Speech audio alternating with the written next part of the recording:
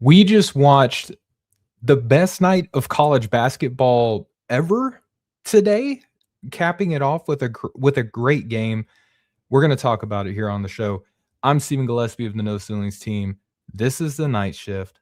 Let's rock.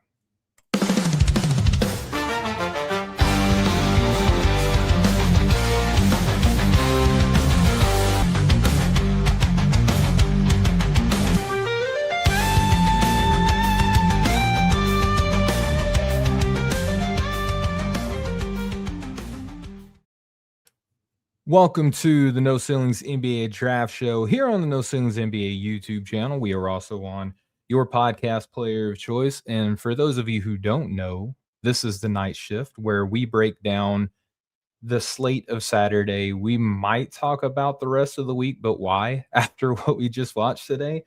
And we're going to have a good time, man. Like, this is a show where we're just going to come together, talk about the games that we watch, talk about any questions that you might have in the chat.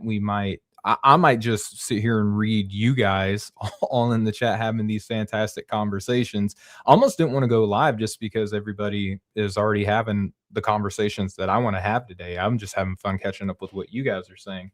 But in all seriousness, look, anybody who listens to sports podcasts, including myself, people are pretty loose with hyperbole. You get these gotcha clickbait headline, like these flashy show names. You hear people say best, worst, craziest, things like that on a regular basis. I don't know if there's enough hyperbole in the world to recap what we just saw. We're going to be talking about the Tennessee and Alabama game here in just a second, but I want to start off with this historic night, particularly with freshman prospects. If you've been on Twitter, you've seen us post on our social media the recap of how everyone did tonight without even getting into Nate Ament, who didn't eclipse 30 points. So that means that he is not as good as everybody else, right? AJ Dybantsa, that's the I have to get to the pronunciation of him. I got to get this correct because I feel like this is changing a lot. AJ Dybantsa dropped 43 points against Utah tonight.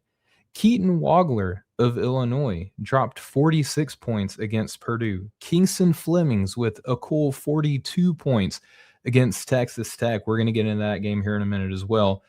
Darius Acuff Jr. against LSU. Woo Pig Sooie. Go Razorbacks, right? Everybody's here to talk about the Razorbacks. And then Cam Boozer dropped 32 points in his game as well against Wake Forest. It was a phenomenal night highlighting these incredible freshmen.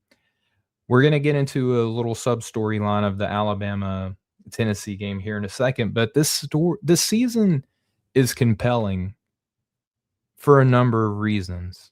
Like, if you took away all the other distractions, all the other things that have routinely come out throughout the season with G League and things like that, in-season transfers, picking people up 2 days after it's announced that they're interested in picking them up. Take all that stuff away. Just take it away. Can you take it all away? Everybody knows that song, right? Can you Puddle of Mud? Any fans? It's Saturday. We're going to have a good time, folks. We're not here just to talk about basketball, and I'm by myself. No one can stop me. So this is awesome. Take all that stuff away. This freshman class is surpassing everyone's wildest expectations. Think about the names that I just listed off. Of course, AJ Dybantsa was one of these guys that we thought were going to come in and challenge for the number one pick, as well as Cam Boozer. Those two guys combined for, what does this say? 75 points tonight. Take those two guys out of it. Darius Acuff Jr., he had a reputation for scoring. He also had 6 assists tonight. We're not going to talk about that a lot, but I kept up with the game because, again, I'm a Razorback fan. Darius Acuff Jr., we knew he had a propensity for scoring. We were worried about the three-point shot. He hit multiple threes, particularly off the bounce. He even had one where he was like in stride with Malik Thomas driving to the basket, and Acuff is just sliding down the baseline of the left side, catches, hits this very pretty three-point shot with about 5 minutes left in the game. We were worried about that. He also had 6 assists. We were worried about the passing with Darius Acuff Jr. Kingston Flemings, he was one of these top 30 recruits, but there was this conversation of, is he gonna be the best recruit on Houston? They have a guy by the name of Milos Uzan who probably could have been in the NBA if he was alright with being a second-round pick last draft. So what's Kingston's role gonna look like? Kristanak Jr., polarizing big man, surely he's gonna attract a lot of attention, right? Kingston Flemings drops 42 points in this great game against Texas Tech that we're going to break down here in a little bit. Excuse me, my dog is shaking himself off. Take that comment however you will. But Kingston Flemings drops 42 points in this game, and there's a lot of tweets floating around with this comp that I came up with today of Drew Holiday for Kingston Flemings, and I'm pretty proud of that comparison. And then Keaton Wagler, hello, who knew who this guy was going to be coming into the year?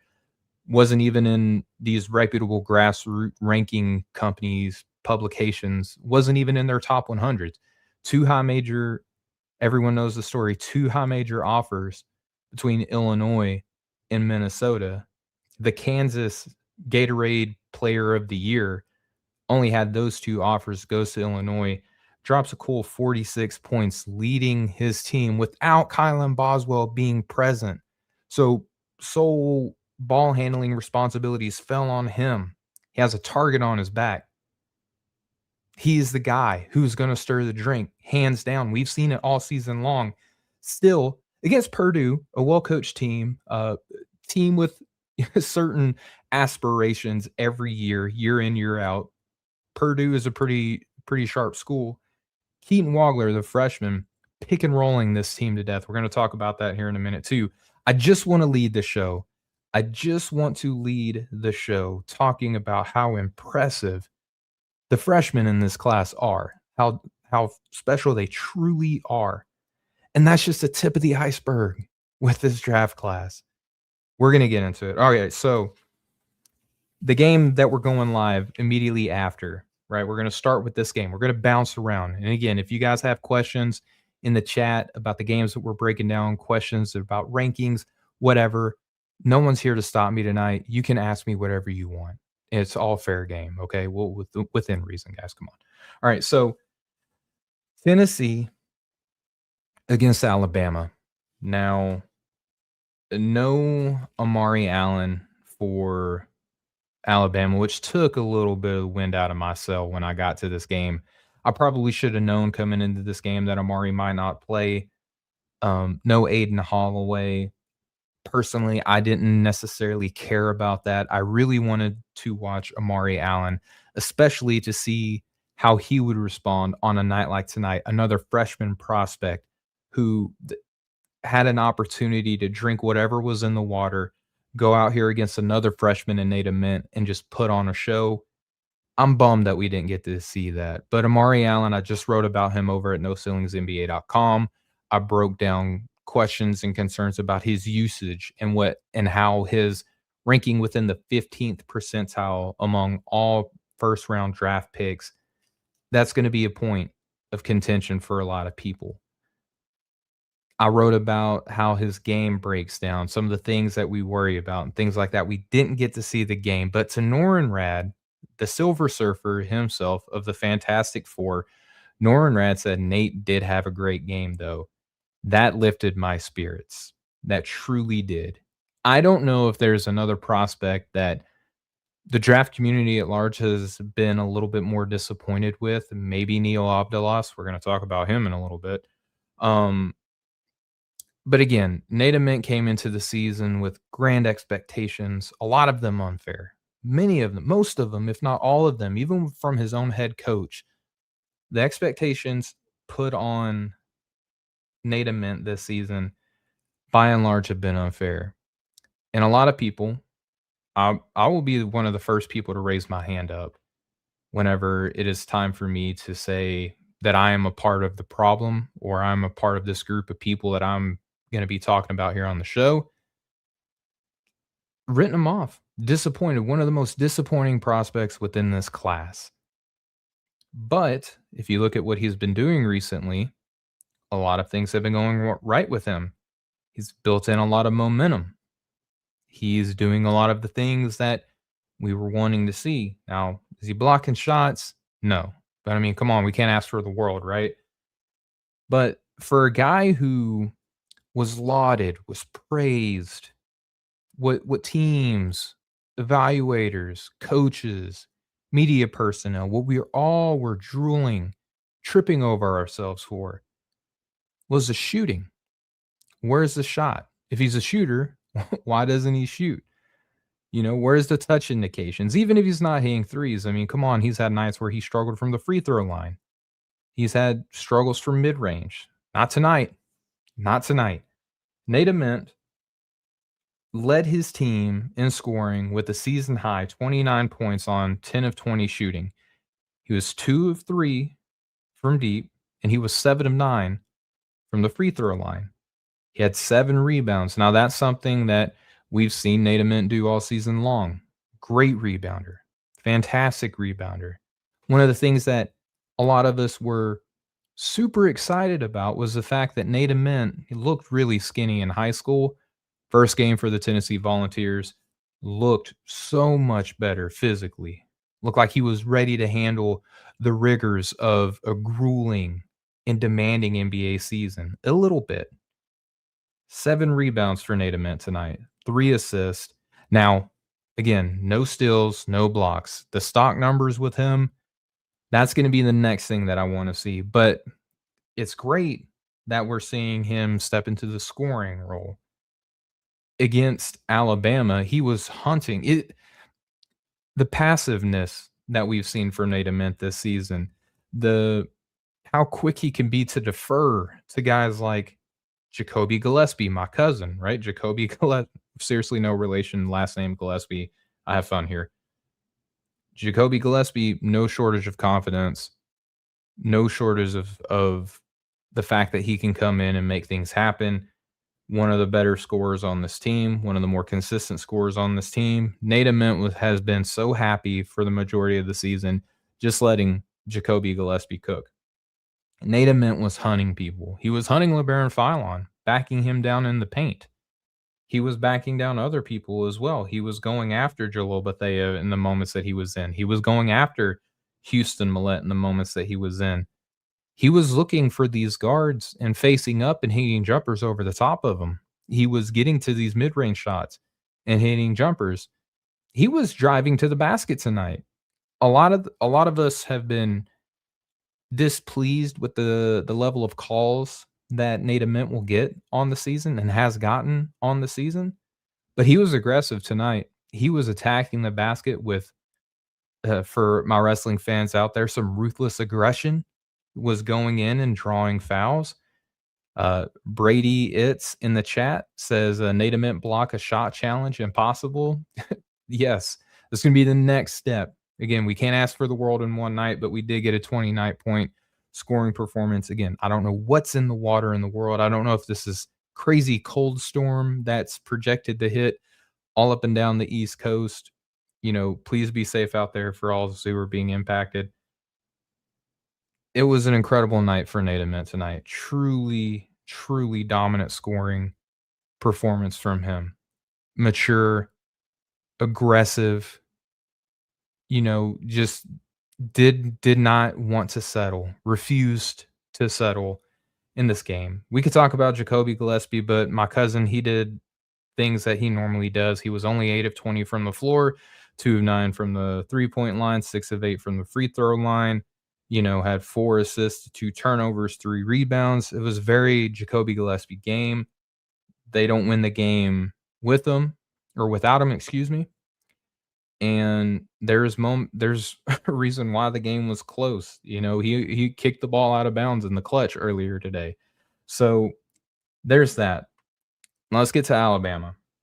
I'm not going to break down the whole team. I only really want to talk about 2, might give a shout to a third. But I want to talk about LeBaron Philon on a night where we talked about the freshmen and how great they were.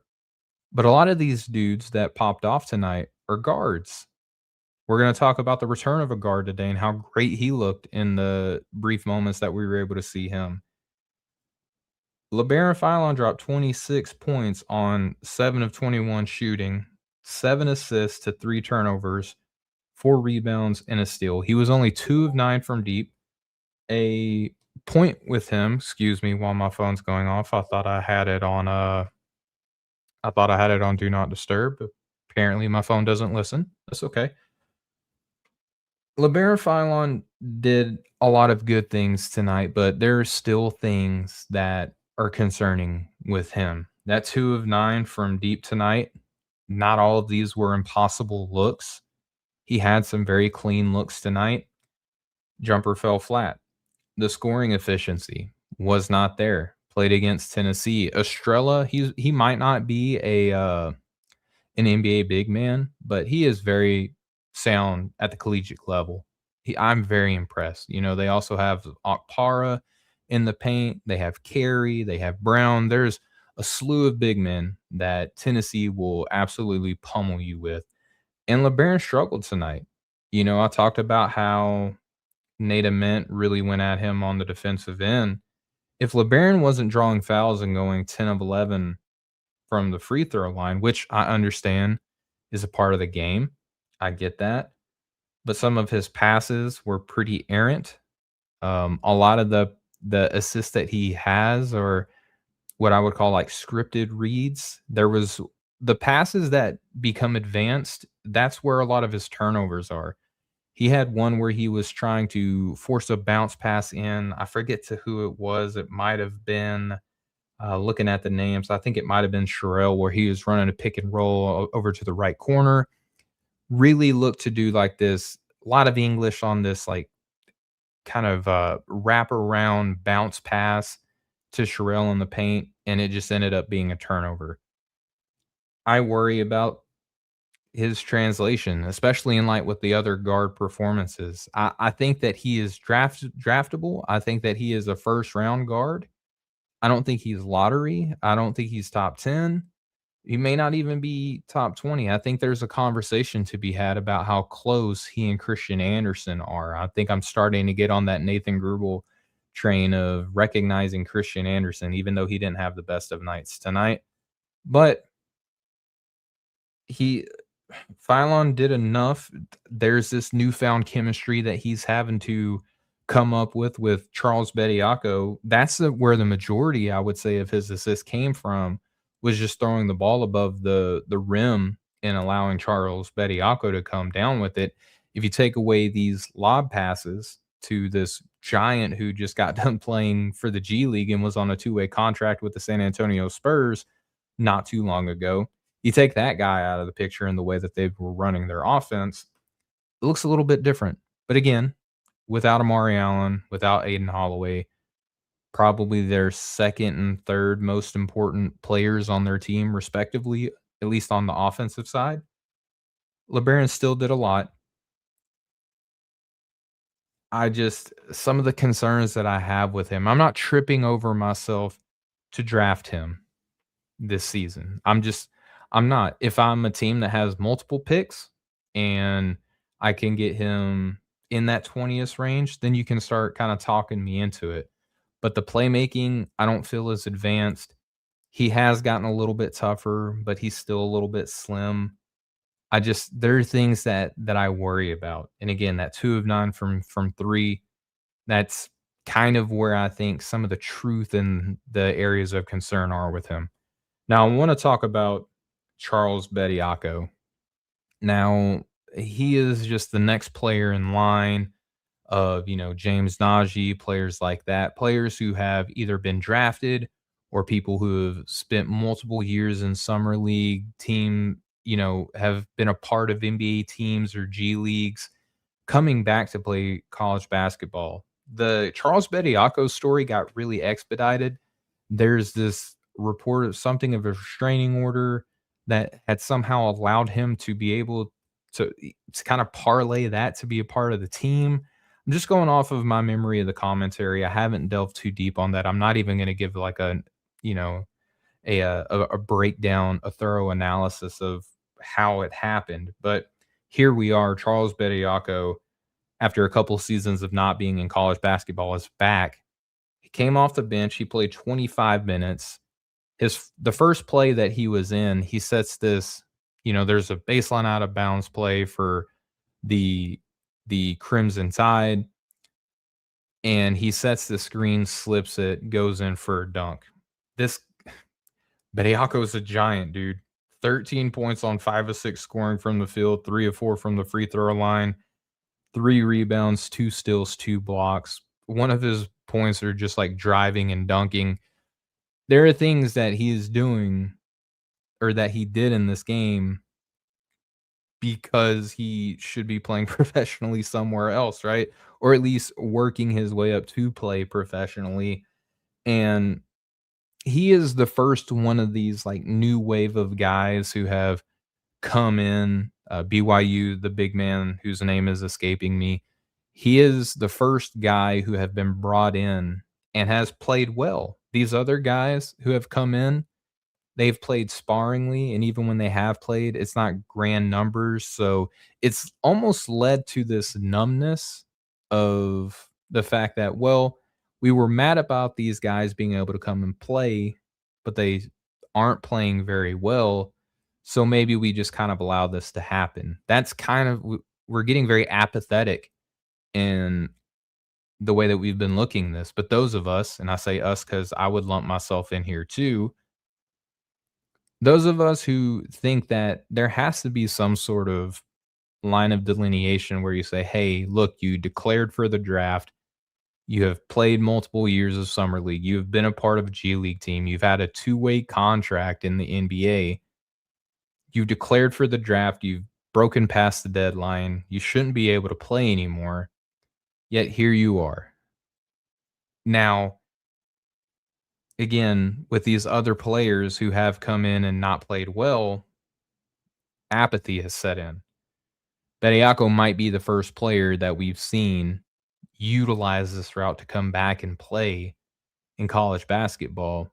He might just be good enough for us to be reasonably mad about now and have have real fervor for making sure that there's some sort of guideline on how college basketball is allowed to be played and who it's allowed to be played by. And it's crazy. He had a great game. He looked awesome. I don't know what to do with evaluating this. This is not draft analysts anymore. This is, if you're happy or mad about it, it's because you have a rooting interest for college basketball at large. As a draft analyst, I look at this and I say, okay, like how does this impact the quality of assists that LeBaron Philon is getting? Is the fact that he's playing with a guy who has some degree of professional basketball experience and he's making him look good. Should I be able to project that up at the next level because he's playing with a guy who's played with NBA players and he's making him look good? Does that help LeBaron Philon, or is he some sort of pacifier for LeBaron Philon? Is making it easier for him? It gets kind of convoluted when you introduce these new types of variables into the game of basketball. So I'm going to move off of that. That's my old man shakes fist at cloud.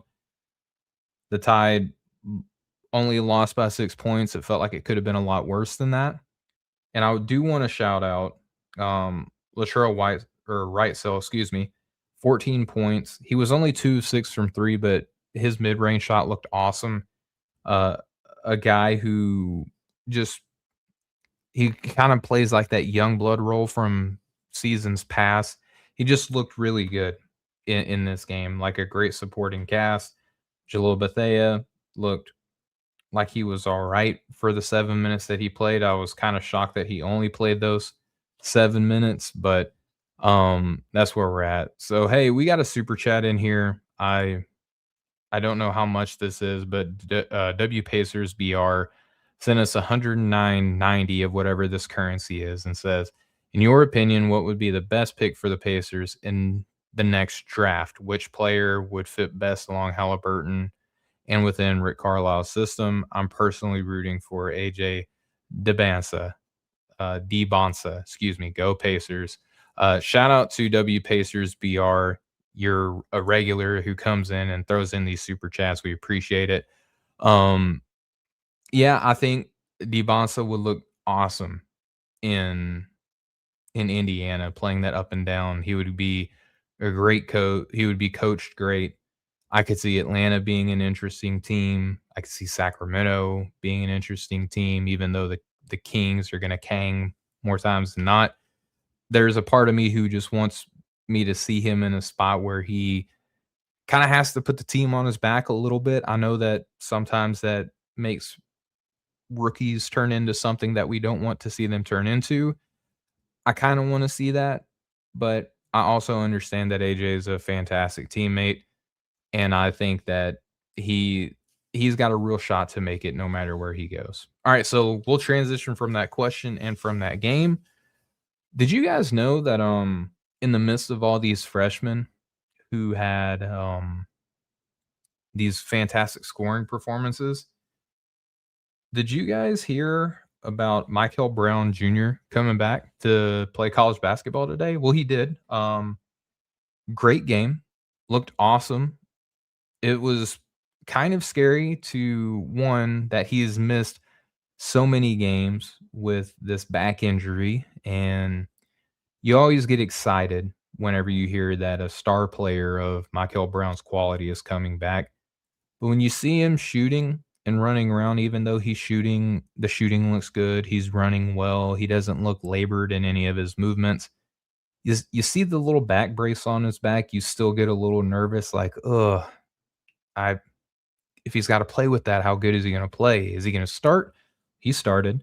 Is he going to play a lot? He played 29 minutes. I think that's a little bit more than what we've seen from Darren Peterson in some games, which, by the way, I don't know if you lost it in the midst of all the noise today that Darren Peterson didn't play against Kansas State. Um, Great night to lay low for Darren. And I'm not one of these people who take shots at Darren for resting and making sure that he's ready for the draft. There are a lot of people who do. I just think that if you're going to take a night off, tonight was the night because your team still won. I believe they won by like 20. And there's a lot of awesome stuff going on in the news to where the cycle isn't going to spend all that time on you missing games, but you're not going to sneak one past me, DP. I'm still going to talk about it at least a little bit. But anyway, back to Michael Brown. 29 minutes, dropped 20 points of 7 of 11 shooting, was 3 of 6. Hey, guys, the Michael Brown stuff that we were worried about with him on the season, missing his three-point shots despite looking like a shooter in the pre-draft stuff. I don't know if the back injury somehow like made him a better shooter, but he was 3 of 6 tonight, and he shot the three ball with a ton of confidence. He was 3 of 4 from the free throw line, had 6 assists, 3 rebounds, 4 assists, and 1 steal. He looked awesome. There was no limp in his gait. There was no labor. There was no grimacing looks in his face. There's no reaching for strained body parts.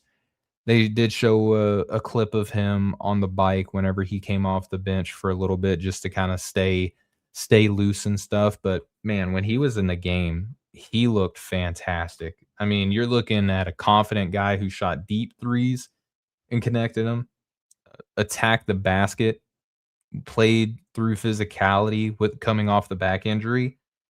There was some commentary on this, and I think it made sense to me, and I would agree that if you're going to come back off of a back injury, you better make sure that you're ready to go. That can't be like one of these, like, I'm 80%. I think I'm good to go. Even Dirty Dancer in the chat says, I guess I'm old school and back injuries scare the ish out of me. I appreciate the self-censored nature that you have in that comment there, Dirty Dancer. Yeah, I agree. And again, back to the point that I was making earlier, Dirty Dancer, is that when I saw him warming up with the back brace on, I was like, oh gosh, like, is this him going to be slowly working himself back? Is he going to start? How active is he going to be? Is he going to be labored? All the stuff that I just mentioned earlier. He looked fantastic. He's getting to the basket. He's applying pressure to the rim. He's still throwing some ridiculous passes out of the 6 that he had. There's still that drive and kick. There's some drive kick relocate. There's him slipping through defenders. He looked awesome, and that's with Ryan Conwell going 4 of 11 from deep. Uh, Sananda Frew looked awesome, running some sets with Brown. My guy McNeely, I wish that he was more consistent. There's some contributions coming off the bench, but again, 20 of his team's 85 points come from the scoring acumen and prowess of Mikel Brown. He looked awesome. Now, I do want to talk about the other team that the Cardinals played against, that being Virginia Tech, the Hokies. They're Neoclis Abdalas. I get that he's tall. I get that he can dribble. I get that he's got vision. I get that if it hits, the famous phrase here, if it hits, this is the type of player that you can never find. Right? This archetype, if it hits, you're not going to find guys like this unless you trade Alex Caruso for them. You're just not going to find guys like Neoclis Abdalas at the next level. 2 points on 1 of 8 shooting. 0 of 2 from deep. 2 rebounds. Here we go. 4 assists to 1 turnover. So that ATO is going to look real sexy. That 4 assists to 1 turnover. And he even had a block. He was pressing hard. And when I say pressing, typically that could be construed as he's playing fast, he's rushing things, he's trying to get in transition and stuff like that. No, he missed some open shots. He wanted to play over some of the big men for Louisville and couldn't get the shot over the top of the defense. He even turned the ball over. He went to get into his like little mid-range post fades. It's not good, guys and gals. It's not good.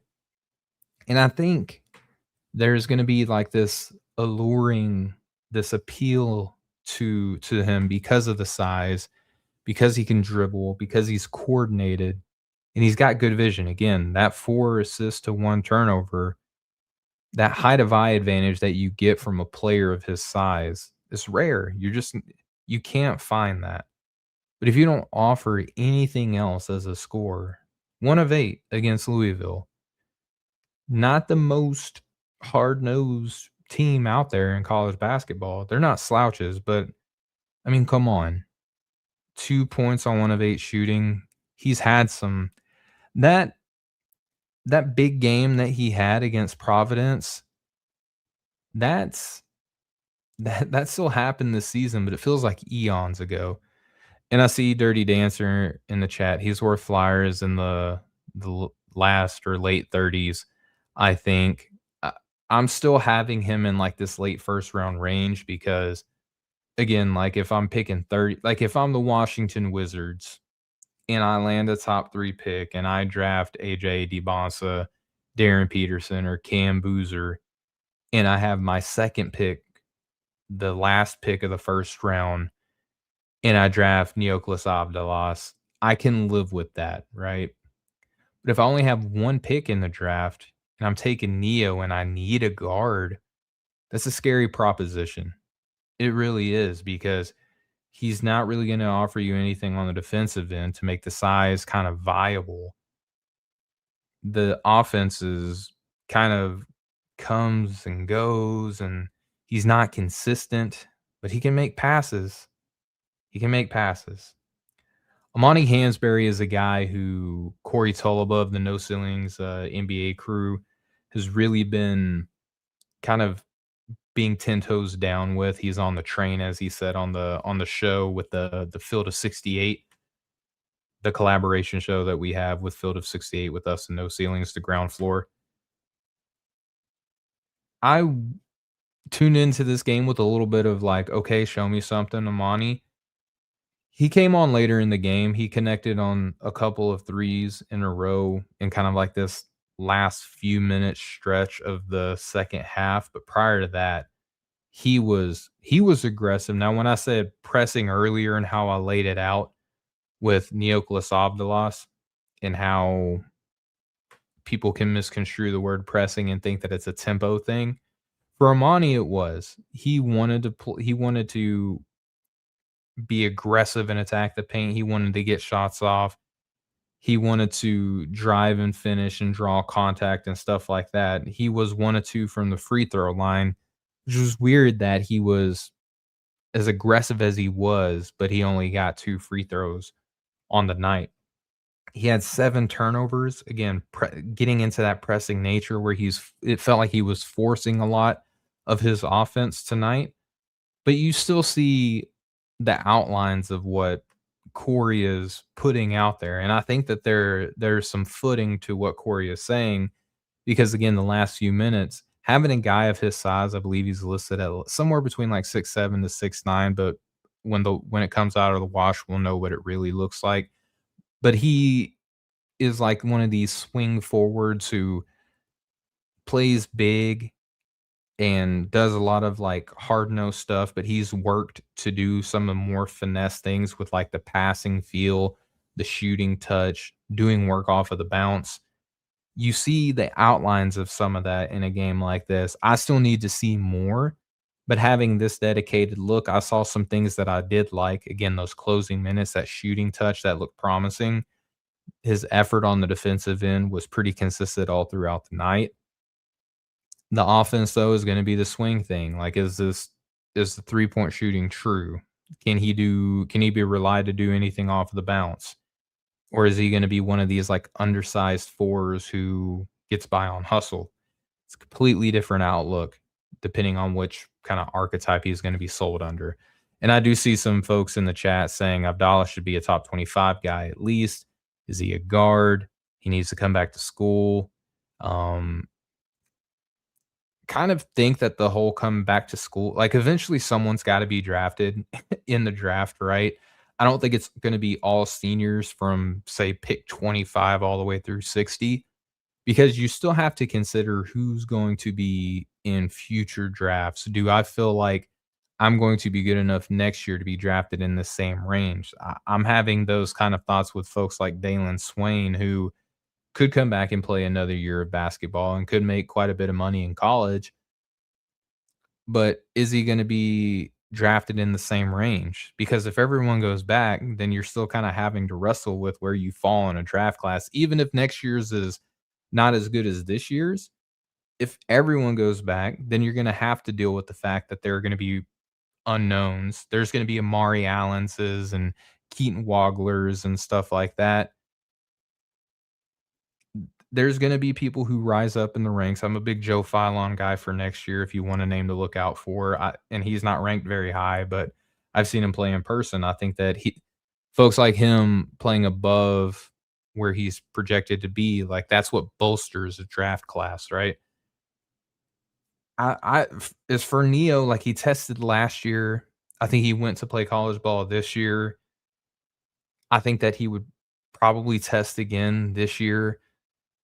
Depending on who goes, who stays, and stuff like that. Like, I wouldn't be surprised if Neo stayed just to try to see what he can do in the NBA, and then worst case scenario, go back to play internationally. There I I think that he's tried all these different things to go back or to go to the NBA. I don't know if he goes back to college after a season like this to maybe do this again and not get drafted. Like, I could see it going different ways. But for the Virginia Tech game, the Louisville game, the big thing that I wanted to touch on was the fact that Mikel Brown Jr. Came back. And even though all these other guards had fantastic games as well, he's showing that, like, hey, don't worry about the back stuff. Remember, we thought that I could shoot the three. I came back and now I'm shooting the three and I'm still getting to the rim and I'm still making plays and I'm tall and I've hit this crazy growth spurt. I'm crazy athletic and I'm gonna get stronger. There's still a lot of PG1 conversations going on, and I think it was a perfect night for Michael Brown to come back and say, "Hey, Remember me? I'm a part of this potential top 5 in this year's draft as well. So speaking of top 5s and guards and all that, the Houston Cougars Texas Tech game might have been the game of the night. It was a close game. Texas Tech won 90-86. It was a very close game, came down to the wire. For Texas Tech, JT Toppin had a fantastic night. He had 31 points, 12 rebounds, 3 assists, 2 turnovers. Now, he was 12 of 24 from the floor, but if you look at where a lot of these misses came from, he had 10 misses on the night. Half of them came from deep. He put up a good number of threes. He was 0 of 5 from deep, 7 of 8 from the free throw line. 6 offensive rebounds, 6 defensive rebounds, only 2 personal fouls. No steals, no blocks. JT Toppin, I don't know how many times I have to say this for every Texas Tech game that we either cover on the regular podcast or here on the night shift, but JT Top, it's crazy that we can look at a 31 and 12 game and 3 assists from a college big man and be like, yeah, just another night at the office. Still going to be a early second round pick at best. Like, that's what we're talking about. Like, JT Toppin has made 30 and 10, 30 and 12, 30 and 15 games so bland that we just I don't know if I've ever heard a single podcast that I don't know if I've heard a single podcast this year that has just like raved about JT Toppin. Now I know Rucker has brought him up a couple of times and saying like, "Hey, he's being slept on." I get that, and I know Rucker loves him and that he talks about him. But we will look at a night like this collectively as a community and be like, "Yeah, JT Toppin was JT Toppin. He was awesome. Still going to be a second round pick though." He looked awesome. I mean, offensive rebounds were very crucial in this game. Like, it's funny. Coach Nate on Twitter posted this question, and he asked, do steals create extra possessions? Do offensive rebounds create extra possessions?" Now, I'm pretty sure I've used steals as a way to describe as a player generating extra possessions for his team. But the more that I think about it, I'm like, nah, I don't think that they create extra possessions. I think that they take away possessions from the other team. You don't get extra possessions from that. Now, offensive rebounds, I think they do generate extra possessions because when you miss a shot, it's not a guarantee that your own team's going to come down with it. Shot clock resets. Anyway, I think JT Toppin creates extra possessions for his team, and that's why they came away with the win. These 6 offensive rebounds that he had. How about Texas Tech just in general? 21 offensive rebounds to 11 from Houston. That's what wins you the game. I mean, they were worse than Houston from the floor by 4%. They were worse from the free throw line. But they were plus 10 in offensive rebounds, extra possessions, in my opinion. And JT Toppin kind of captained that. And he ended possessions with defensive rebounds. Christian Anderson, I talked about him earlier with the LeBaron Philon conversation earlier. 2 of 9 from the floor, 1 of 7 from deep, 7 of 8 from the free throw line, had 9 assists, 4 turnovers, and 4 rebounds. Wasn't a great night. I know, Nathan Grubel, Draft Deeper, he is the conductor of the Christian Anderson train with Fran Fraschilla right behind him. He looked okay. He had some great passes to Toppin. Toppin can't get the ball down to the block all by himself all the time. There's great entry passes that came from Christian Anderson. The one three-pointer that he had looked beautiful. He was competitive. He's setting his teammates up. games like this are why I don't have him super duper high in a guard class looking the way it does. I think that he and Phylon are closer now than what they were coming into the season, but I still have question marks with them. But I kind of buried the lead here with the Houston Texas Tech game because Kingston Flemings, I touched on this earlier, had 42 points on 15 of 26 scoring from the floor. He was 4 of 9 from deep. Now, that 4 of 9 does include a halftime buzzer beater kind of heave that he lobbed up. So I'm just going to pluck that out of the stat line because I have the microphone. So I will say that he was 4 of 8 on shots that matter from deep. Okay. And he was 8 of 10 from the free throw line. He had 6 assists, 2 steals, 2 rebounds. And there's a conversation that happens all the time in terms of film, analytics, and stuff like that. I'm not going to do that tonight because tomorrow on No Ceilings NBA podcast feed and YouTube channel, we're going to have Finn Vandergriff of the Double Bonus on Jam and IR, and we're going to talk a lot about analytics and film and stuff like that. But I do want to touch on one possession when I was going back and watching this game because this game took place at the same time as the Louisville Virginia Tech game, and I wanted to watch Mikel Brown return live. I went back and watched this game on Synergy. Shout out to our friends over at Synergy. And as I was watching this, there was a play that stood out to me to where Kingston Flemings drove to the basket straight under the rim, throws a one-handed while his momentum is carrying him to the baseline out of bounds line.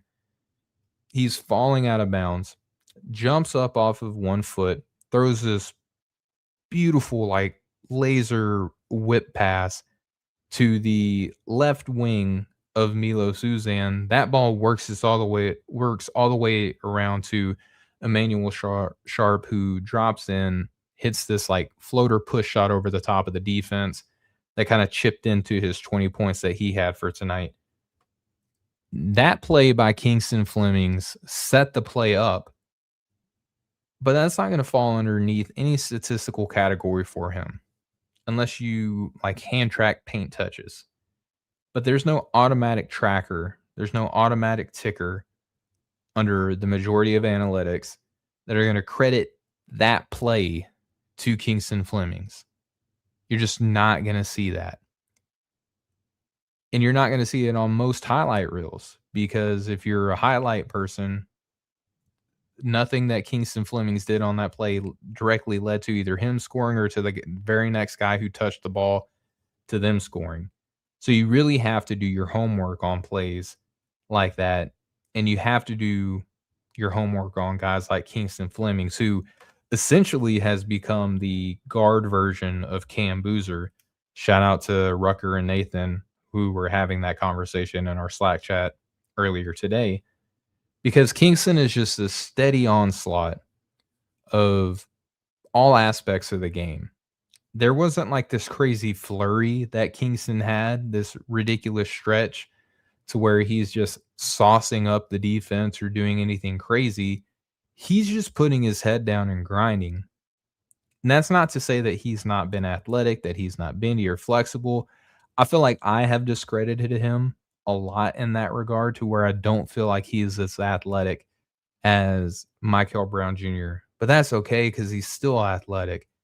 He still has the ability to drive and kick and stuff like that. I don't think that it's as analog as what you can see from a guy like Mikel Brown. But Flemings is able to find guys open all the time. He's able to play defense. He reads passing lanes. He gives effort all the time. Only 2 rebounds on the night.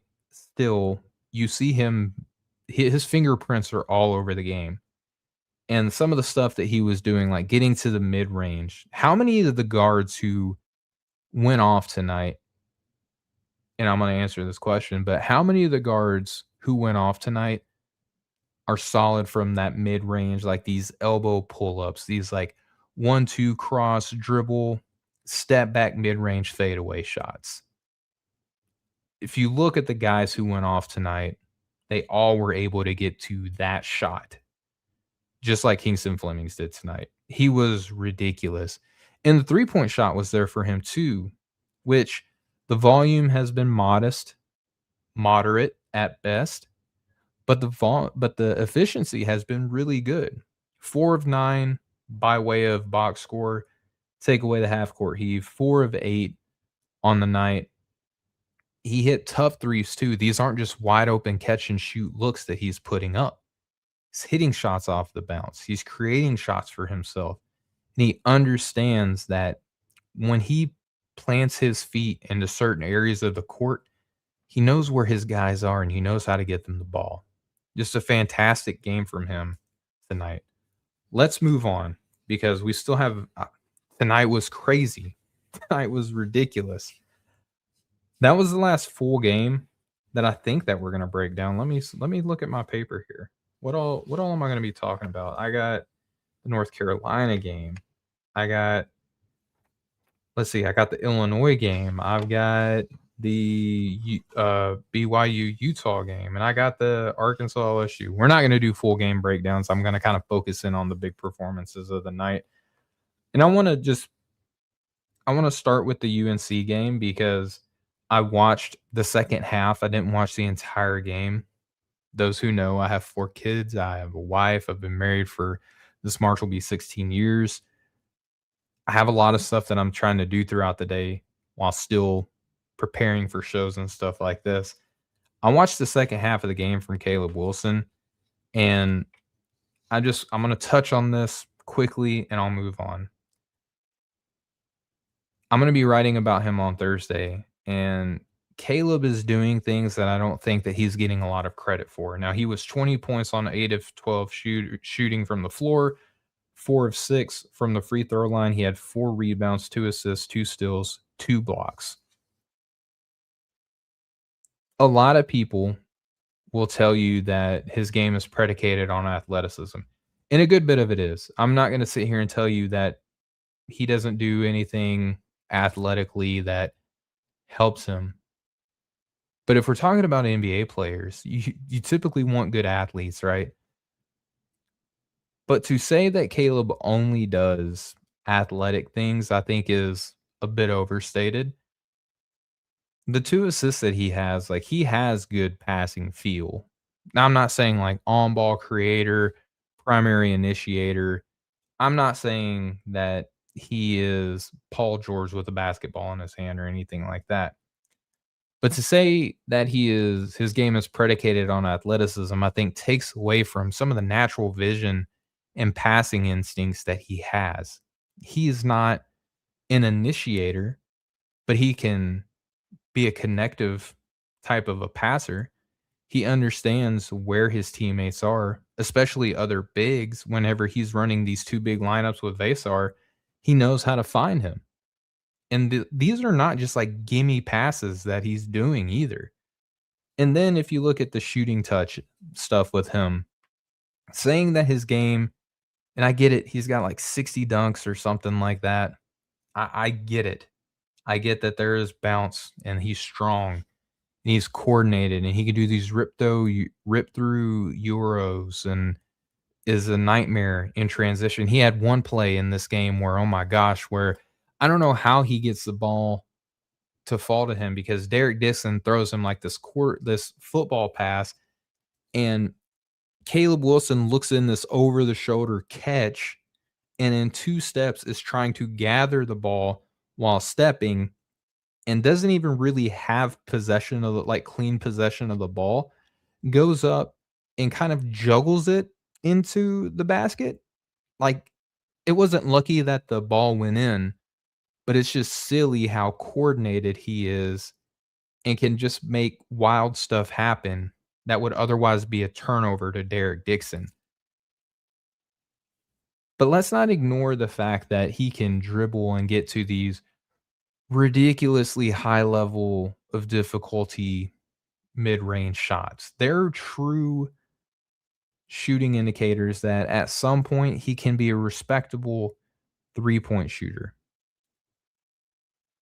They're true indicators. If you look at Bart Torvik and you look at the far 2-point percentage, Caleb Wilson is shooting actually around 70% on his far twos. These aren't free throws where he's not being defended. These are far twos where he is pulling up, where he has hands in his face, and he's doing these recliner fadeaway 2-pointers and connecting on almost 70%. So I just want to touch on that. Derek Dixon showed me some stuff in this game to where I'm like, okay, like probably a guard to watch out for next season. Very smooth, very tall, sees the game well. I'm a little bit more intrigued with him. Y'all in the chat said that Wagler deserves most of the talk. Wagler secured his lottery pick tonight. Guys, that might be too low. Like saying he secured lottery might be too low. Albert Gim in the recent show that he and Corey did on No Ceilings over on our YouTube channel, which I haven't thanked you guys yet, but thank you all so much for hanging out with me and taking the time. If you're watching live, while I have you, please hit that subscribe button if you haven't already. We're almost at 21,000 viewers and subscribers, so thank you. And while you're here, hit that thumbs up button. That really does so much to help the show here. So please take the time to do that if you haven't already. But Albert said that he has Keaton Wagler 5th. Now, if you go and listen to the Locked On NBA Draft podcast with No Ceilings on the Locked On Network, in the first round, yes, Norin, we did reach 20K. We're on our way to 21. I think we're at like 20.7 if I'm not mistaken. So if I said 20 earlier, I apologize. We're almost at 21,000. So if you haven't hit the subscribe button yet, please do that. Thank you, Norm, for the backup there. I really appreciate it. But if you look at the Locked On podcast with No Ceilings, on day one of this chain mock that the guys did where Nathan and Maxwell were drafting, I believe he was also drafted like 5th or 6th, something like that. Dirty Dancer in the chat says, I can't get higher than 6. Hey, man, I hear you. But the fact that that's even a conversation now that we're entertaining that is nuts. And I think that lottery might not be saying enough for like how he's done. He dropped 46 points tonight on 13 of 17, scoring from the floor, 9 of 11 from deep, 11 of 13 from the free throw line. He had 4 assists. Most of those 4 came in the closing moments. I watched the last 7 minutes of the game live, and then went back on Synergy to at least look at the scoring stuff that he did, which, my goodness, ridiculous. If you hear me turning pages, I'm sorry, I'm an old man. I have to take manual notes. It helps me to remember in my old age, okay? I'm just going to read through this real quick. Wagler's shots tonight. He drove on Oscar Clough for a layup. He had an off-the-dribble 3 on the right wing, a step-back 3 over Clough, another step-back 3 over Clough. Drive kick, relocate on the right wing and hit a 3. Draws a foul on a drive. Deep 3 on a pick-and-roll screen. Draws foul on a drive. Deep 3 on a pick-and-roll screen. Catch and shoot 3 on the right wing. Spins into an elbow fade, like this beautiful little spinning fadeaway 3-point or fadeaway shot at the elbow. Jab step into a step back 3. So just getting people to bite on his first move after he's blown past a couple of the big men on Purdue. Draws foul on a layup. Drive, splits 2 defenders, goes into a layup. Pump fake off of the dribble, which catches the defender just going right by him, goes into a 3-point shot. Drives, draws fouls. And then again, he did this drive and then this like little push shot in the closing moments of the game. Norrin Rad says 0 rebounds. In this game, yes, Norrin, I agree. But the thing that I've been saying about Keaton Wagler all season, is that on a game-by-game basis, he could lead the team in scoring. He can lead the team in rebounding. He could lead the team in assists. He can lead the team in steals. Or he can lead the team in multiple categories on any given night. Like, he can just kind of find a hole and fill it. Like, that's the type of player that he is. And if you look, he's in the starting lineup where Stojakovic grabbed 7 rebounds, Ivisic grabbed 8 rebounds, Mirkovic grabbed 8 rebounds, Davis grabbed 3, uh, Humerhouse grabbed 4, and Zvonimir grabbed 2. So a lot of rebounds going to other places, and Keaton was playing the point guard without Boswell tonight. So putting a little bit of context to the rebounding, if you look at the numbers and you look at what he's done over the course of the season, fantastic rebounder more times than not. But yeah, 0 rebounds tonight, a little bit concerning. I'll grant you that, Norin. But the variety of ways that he was able to hit threes, 9-11 on threes, that's insane. And if you look at that box score and you see that, you're like, okay, he's a little bit slight of frame. He can't handle physicality. He's getting into the paint and drawing fouls as well. So he's balancing all of that. And he even showed some in between stuff. Very mature approach, very mature scoring approach on the night for Keaton Wagler. But he's not the only guy that I want to touch on before we walk out the door tonight, guys. AJ Dybantsa. That's how we have to pronounce that. Emphasis on the D, and then it's a Bonsa sound, okay? He dropped, what does this say? 43 points tonight. 43 points on 15 to 24 scoring. The thing that everybody says that if AJ could do would make him hands down the number 1 pick, 3-point shooting. He was 4 of 5 tonight. 9 of 10 from the free throw line, 6 rebounds, 3 assists, even a block. There's conversations about the defensive metrics and whether or not he's capable of doing those. AJ looks huge. I just want to lead off with, I know that you've probably heard this before. He's listed at like 6'9". He is huge. There was a play, and I'm going to read through the shots tonight as well. But there was a play where Utah grabbed this rebound and was looking to advance and push the break. AJ steals it right as the Utah guy like come down with the rebound. AJ rips it away, standing on 2 feet, just yams it down immediately after the steal. He's huge. He's coordinated. He's fluid. He's a little bit of a record scratch guy. He's going to stop and survey a lot with the ball in his hand. That's just going to be something that you're living with right now. But with the way that he can poke and prod, and he's like a boxer who's just constantly throwing body blows. Like when he drives, he's just throwing body blows, just softening the middle of your defense up. And he's going to find a way to get the ball in.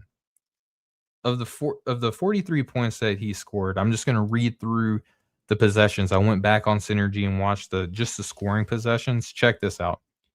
Gets into a cross, like a crossover dribble, spin into a post finish. A shot the 3, missed it, got the rebound, drew a foul on the drive. Gets into like, again, this like kind of crossing dribble move, step through layup. So many step through layups tonight for him. Drives, gets the and one finishing on a layup. Dribble into a spin pivot, hits a fade, money. Driving layup through contact, goes in. Draws foul on a jumper. Curls off of this pin down 3, takes just a half of beat, but goes up and hits 3, and it goes in. Step through, does like the step through move and finishes with the inside hand, goes in. Transition rip through layup, draws foul on a big while driving. So he's hunting big men, switching on these pick and rolls, goes right in. Put back dunk off of a Sanders miss in transition. So in transition, Richie Saunders is going in, misses a layup. AJ grabs the rebound, throws it down. Okay. Draws foul on a hop step into the paint. Does this spin of an inside of a double team where Utah is double teaming him? He's like spins to his offhand, somehow takes a extra couple steps and gets this layup in. Now, this probably should have been called a travel, but it wasn't. Steals the ball near rim dunk. We talked about that. Made 3 off of a handoff. A step back 3 on the left wing. Another step back 3. Then he does this pump fake from the perimeter. drives. You've probably seen this one-handed tomahawk dunk where he hits this like patented AJ Dybantsa flex and scream, this warrior visceral scream, guttural scream after he dunked it. Just beautiful. AJ dropped 43 points. Now, because I'm an Arkansas Razorback fan, before we get out of here, I gotta talk about my guy. I gotta talk about Darius Acuff Jr., who I've had as my number one point guard. Now, I know I'm a crazy person, right? Because if you've been on social media and if the draft was happening in the morning, clearly we all have to draft Kingston Flemings. I don't know if have really learned anything from tonight other than that the players that we thought were good are in fact quite good. That includes Darius, man. He was 13 of 19 from the floor for 31 points, 4 of 7 from deep, only 1 of 4 from the free throw line, oddly, but 6 assists to 2 turnovers, 2 rebounds, and 2 blocks. Dirty Dancer says Acuff is fun. I think there's some Steph Marbury in there. Yeah, that is like the runaway comparison right now for Darius Acuff. Acuff looked awesome in tonight's game. He had a jab step 3, this pull up deep 2 off of the dribble, just like a step inside the 3-point line, which is going to drive some people crazy, but it was a shot that he took and it went in. He did this driving layup off of a good screen, pull up midi on the right elbow, crossover into like this beautiful little push shot over the top of the defense. Um, Driving goes inside hand finish in transition. He's a big inside hand guy. A pull up midi on the right elbow, a shot off of a catch coming off of a pin down, steals the ball in transition, finishes through traffic with his offhand, his left hand. So there's a little left hand finish for you out there. Cross into a mid range pull up 3 off of the dribble, drives through 3 defenders, extends like this, takes this wide angle approach off of a pick and roll where he is attracting multiple defenders, throws a kind of like behind him almost pass that finds Nick Pringle in stride for this beautiful pirouetting spinning layup. Looked awesome. And then the last play, I kind of talked about it earlier in the show, where he hits this corner 3 where he's staying in stride, in step, in the line of sight of Mikel Brown, who's driving from slightly to the right off the top of the key, crossing into the left-hand side. He's going parallel with from the elbow down, just following the outline of the paint there. Finds Darius Acuff for this catch and shoot 3 with 5 minutes left. He also had 6 assists. These assists were legit, in my opinion. A pass to Billy for Billy Richmond, for those who are not initiated. Billy Goat finds him for 3. He found Carter Knox cutting on this baseline out of bounds cut, just bounce pass right there. A beautiful play. He had a drive and kick out to Knox for 3. Found a cutting Billy Richmond for a layup. Got past his man. I talked about the assist where he found Nick Pringle on this like spinning layup. And then a drive and kick to Trevon Brazil for 3. So 6 assists to go along with the plus 30 points that we had. But folks, that's where we're going to wrap. If you have any last minute questions, go ahead and fire them off. Any fun little comments that you want to fire off, go ahead. Just want to say thank you all so much for hanging out with me here late on a Saturday night into a Sunday morning for some of us Beast Coasters over here. Norman Rad in the chat, he fired something off, says, I'm finally on board with Morez Johnson being a this year guy. I think I might like him better than Hannes Steinbach. Tough one, though. Ooh, okay. Yeah, that's a comment that I will dive into later for another day. And Norman Rad said, thanks, Steven. Absolutely. Thank you all so much for taking the time to hang out with me here late Saturday, early Sunday, recapping this historic night that we just witnessed in college basketball.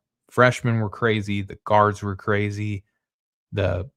Just the pomp and circumstance of some of the outside stuff that has nothing to do with the draft class, standing by for some of that to come off. But go to NoCeilingsNBA.com and you'll find my sleeper prospects of the week. I just had a very fun slate of prospects that I wrote about get dropped over there. You're not really going to find a lot of these names outside of No Ceilings. I'm just going to tell you that right now. Make sure that you're following us on our Locked On NBA Draft podcast with No Ceilings. Make sure you're following us with the Ground Floor podcast with the Field of 68 and a collaboration of No Ceilings. Of course, on the No Ceilings NBA podcast feed.